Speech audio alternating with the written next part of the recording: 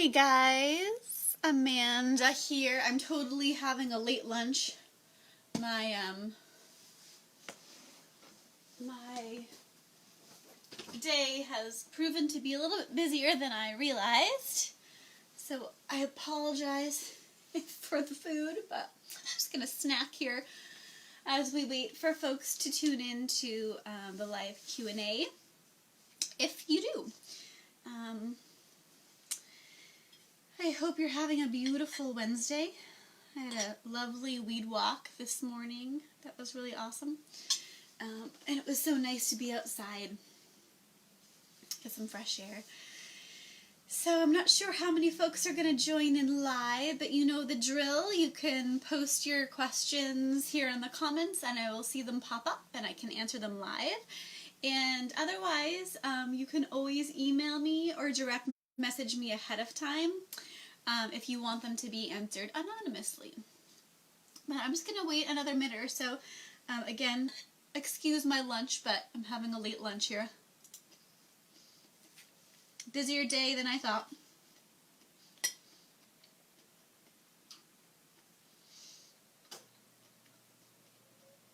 And we'll get going. Feel free to say hello if you're joining.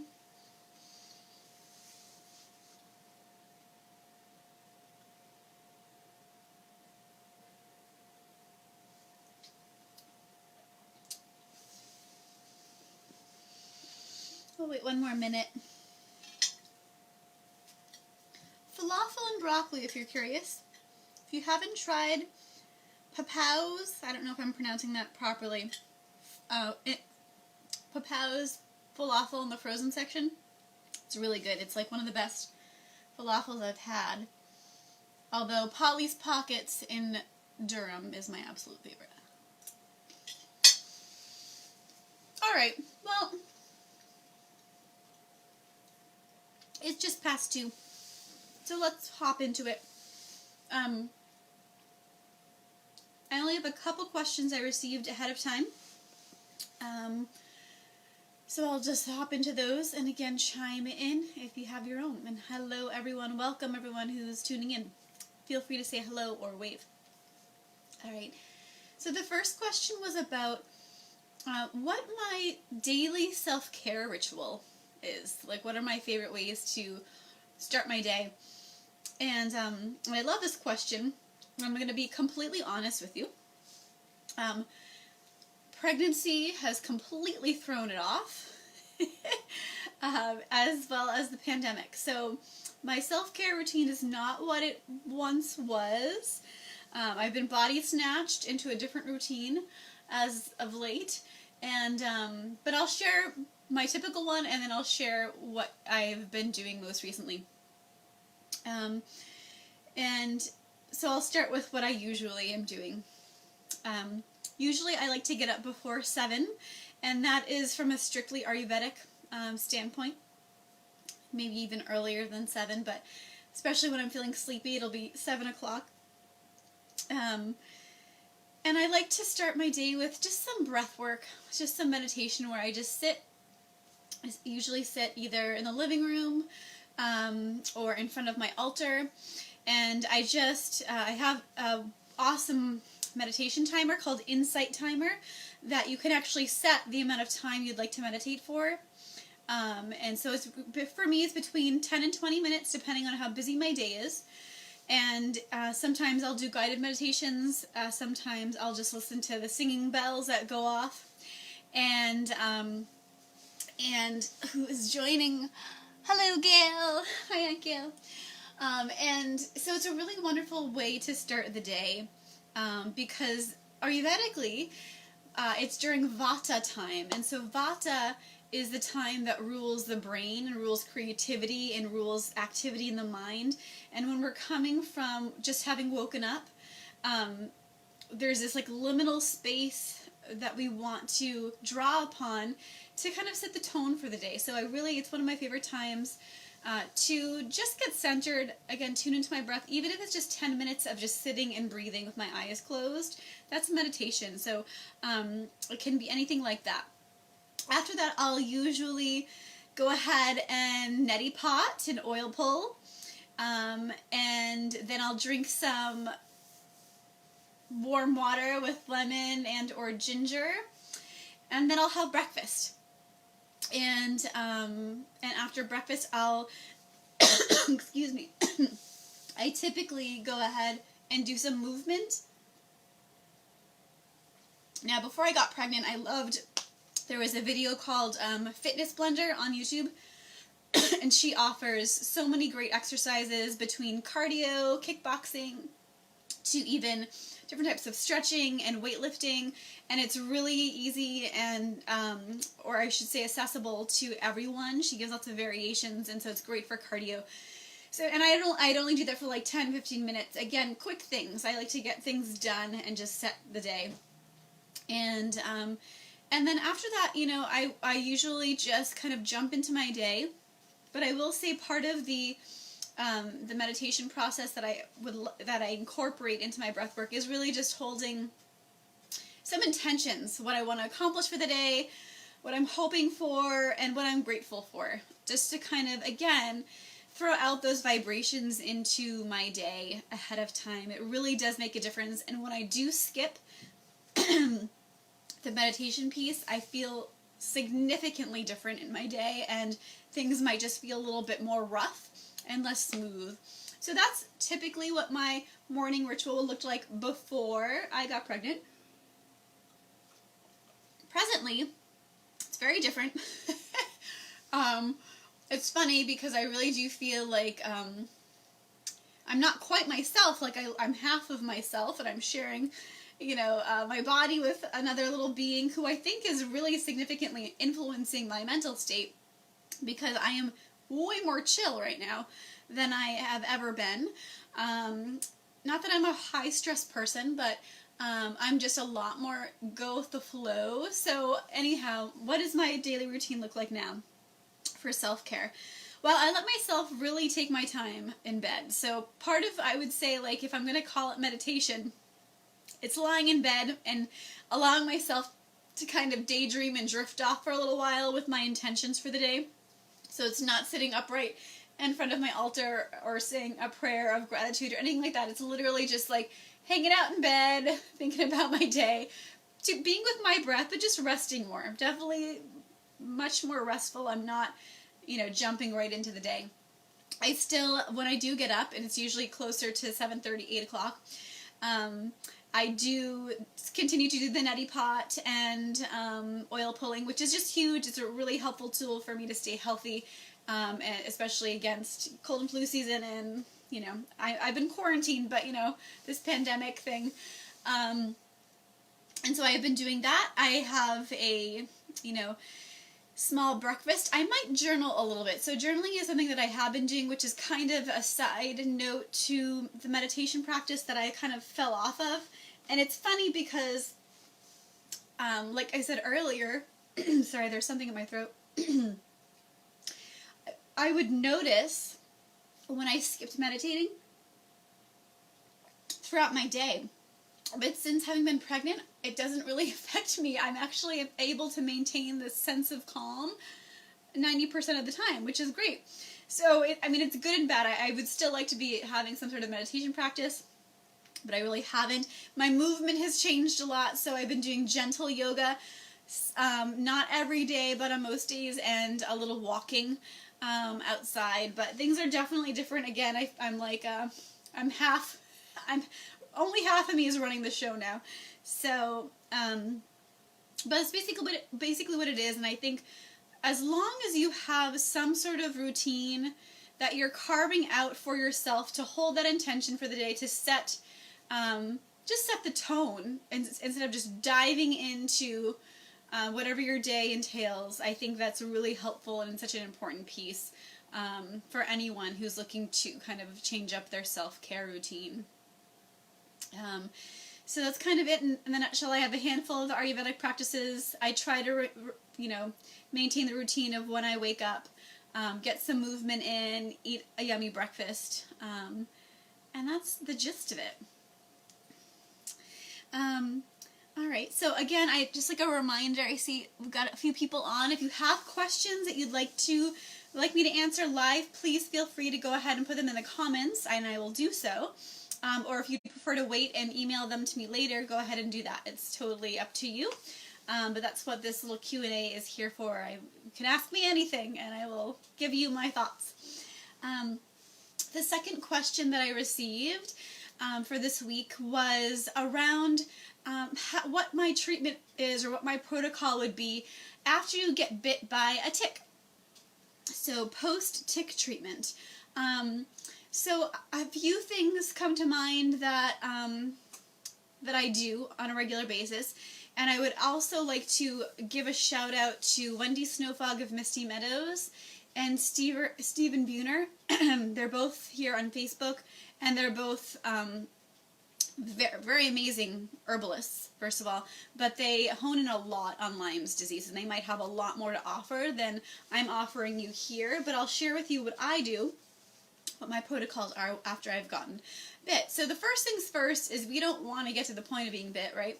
And one of my favorite allies for that is neem seed oil, which I think bears just mentioning here. Neem seed oil is not an essential oil, but it's something you can blend with like a regular bug spray blend that you might already be playing with essential oils and a base of either oil or witch hazel. And neem just seems to work really well for tick prevention, where you might still have ticks on you, but they won't bite you. And I find that when I'm a little bit more lax with that, I will see a difference, and I might get bit when I'm not using it regularly. And they are out right now, by the way. Okay, so neem seed oil should not be used if you are pregnant or trying to get pregnant, though. Just a little side note there. So after you get bit by a tick, you want to treat first of all, you want to make sure you get the entire tick head out. And usually you can do so with, there's actually called like tick kits that have like super fine tweezers that you can really get out. Unfortunately, sometimes it's really challenging to get in there. Do not douse yourself in essential oils. Do not try to drown the tick out. There's a lot of research that claims that the tick actually vomits more of its bacteria into your bloodstream when that happens, when you try to drown them out. So the best route is really to grab hold of them and yank them out, okay, fully. Make sure there's no head stuck inside your skin, in which case you might have to dig it out, which is a bummer, but make sure it's all out. And then treat the infection or the area that you were bit with some sort of antibiotic, really, or antimicrobial. So I've used two things in the past. Golden seal tincture is really great, right on the spot. You know, you can certainly use the powder too. If you have a little powdered golden seal, you can make it into a paste and just pack it right onto the spot. I use the tincture, but also blue yarrow essential oil. Now, I'm not one for using essential oils neat on the skin. That's not something that I really encourage, but I learned this from Christine Tolve, just to put like one dab on a cotton ball, you know, or even a piece of a cotton ball, and place right onto the spot that you got bit. And that's going to kill off, again, hopefully, any of the bacterium and the strains of course, because ticks carry lots of different strains of things now, before it really leaches into the bloodstream. I would also, you know, I mean, certainly some folks like to, you know, if they still have a tick body, to send it off to a lab to see if it does test positive for Lyme. Certainly it's not just Lyme that concerns us any longer. There's lots of other side infections that can happen from ticks, but I believe labs might even be able to test for that now as well. But I also typically take a round of teasel root or Japanese knotweed, just as a preventative measure, because those two herbs in particular, if you do have Lyme's, help to flush the spirochetes from your body. So you know, it's kind of like getting ahead of it just in case. And those herbs aren't going to harm you. They have a myriad of other uses for systemic health, but they are known for flushing the spirochetes, which are the little bacterium. They're kind of like parasites, basically, that not parasites, but they come with Lyme's disease, and they're the little critters that go dormant in your body, and someone thinks they've taken their round of antibiotics, all is well, and then years later, spirochetes wake back up and start producing the same symptoms of Lyme disease because they're starting to wreak havoc again. So if those guys aren't flushed out on top of the antibiotics, whether you go pharmaceutical or herbal, the chances are Lyme's disease will come back. So I like to take those drop doses really for teasel, and sometimes knotweed as well, and you can find them. They're readily available now, you know, for a good month, and hopefully if you do the test results it'll come back negative, but I would do at least for a month, just drop doses, 3 drops a day for 3 times a day, and go from there. So that's typically what I personally do post tick bite, and you know, thankfully it doesn't happen very often. A couple other measures I'd like to kind of throw out there to you is astragalus root is a really great preventative herb. It's an adaptogen powerhouse that really goes deep into the immune system, into adrenal support and health, to combat being attractive to ticks to even, you know, come and bite you, because there is something to be said, you know, the sort of Darwin phrase of only the fittest survive, and you know, critters of all kinds are very smart, and they can tune into our immune system. So if it's weak, then they'll come after you because you're a good host. I see someone is saying hello. Yes, thank you, Fern. Japanese knotweed is the other. And it grows, I'm not sure where you're at, where you live, but it's all over the place in the Northeast. And it looks like big, like asparagus shoots with reddish green leaves. And they work similarly. Teasel root is a little bit more warming, where Japanese knotweed is a little bit more cooling. So from like a individual perspective of how your body is, we all have different makeups and body types. Teasel is a little bit more warming for the cooler body types, warming and a little drying, and then Japanese knotweed is a little bit on the cooling side. So just kind of tuning into those options. And again, a shout out to Wendy Snowfog and Stephen Buhner, Herod Buhner, who really have a lot of wealth of information around Lyme's disease, and I'm sure they have a lot more info on their website even, and on their Facebook feed if you want to tune in to more protocols around Lyme's disease.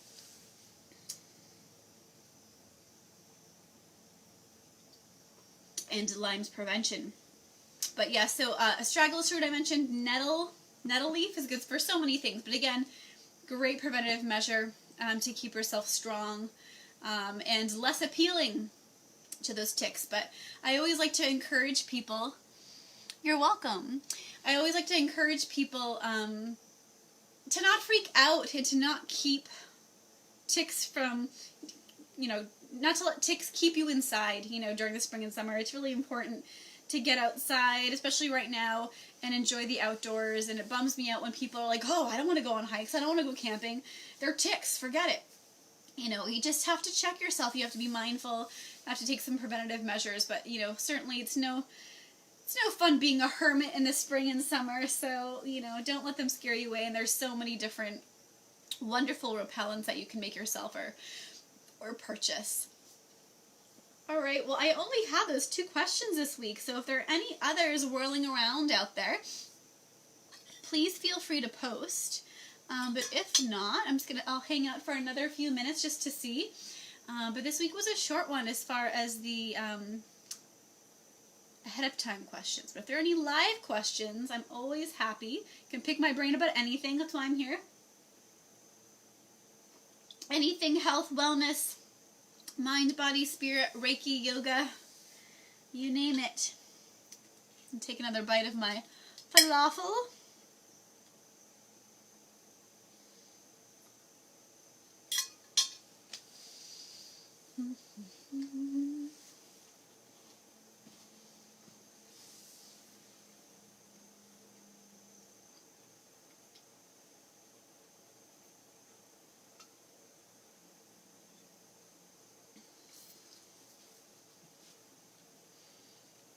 Any questions, Hayden? Not to call anyone out, but I'm taking questions live if you have any. just waiting a couple more minutes. I already answered the questions from my emails this week. But if there's anything that's on your mind, any curiosities, don't hesitate.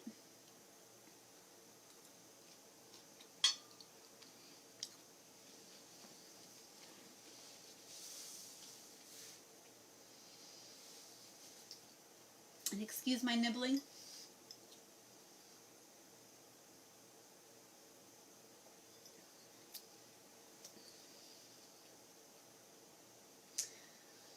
Alright, I'll give it 2 more minutes and then I'll sign off for the week. And just remember that you can email me at any time for questions, and I'll answer them live on the following week if you want them answered anonymously.